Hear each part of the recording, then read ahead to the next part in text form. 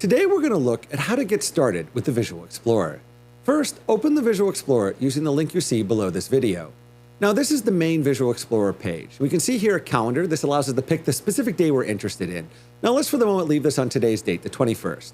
Now we can scroll down and we can see all the different channels and broadcasts that are available for today. And we can see a lot of these channels, these are not monitored anymore. So they actually tells us when the last broadcast was. We can click and go back to that particular date. But let's scroll down here. There's obviously been a lot of news recently about Russia's invasion of Ukraine. So what if we want to see, how is Russia portraying those? How is it covering all the latest events? So we scroll down here, we can see Russia 1. Let's click on that. That jumps me down the page. We can see here on the scroll bar, we can see there's a lot of content. So we can see here are the broadcasts today from Russia 1. Now let's look at the most recent broadcast here, one that's just finished, 9 p.m. Moscow time. So let's take that and let's open that up. And so this is the Visual Explorer interface. So what we see here is the thumbnail grid, one image every 4 seconds, showing me this particular broadcast. And you can see here, Google Chrome's already translated this for me. Let's switch back to Russian. So what we see here is the thumbnail grid. We can see the timestamp in Moscow time here. This is 9 p.m. Moscow time. And then here we can actually see the Russian transcript. Again, this is fully automatically generated using Google's speech-to-text API, generates a transcript of what was said in each of these rows. We can see it's in Russian. We can click and translate that to English so we can see exactly what was said. Now, what's interesting here is, remember, this is Russian television.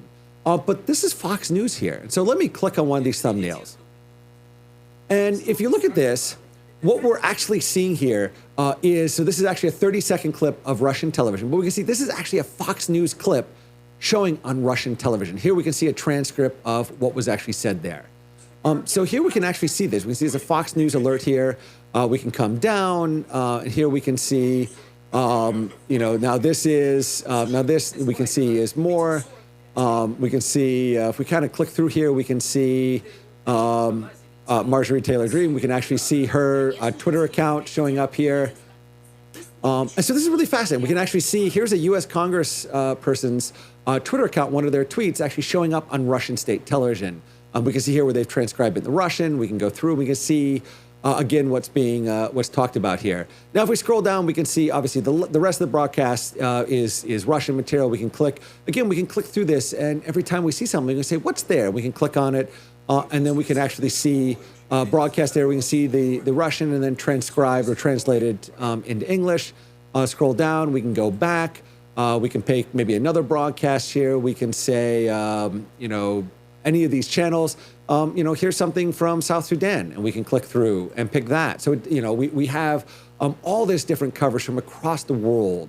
And this is really powerful because you can go through, you can see if I scroll through this, you can see just how much, and this is just from today, all of this coverage today, all the way through. And you can see it's loading in here, just how much is in here. So again, go through, pick a particular day. I can go backwards through time. It refreshes, shows me what's available from that day. So pick the day, go through, see the broadcast, and be able to view and be able to understand what media is telling you around the world. So as a journalist, you can go through and say, well, how are they covering this particular event here? What are they actually saying there?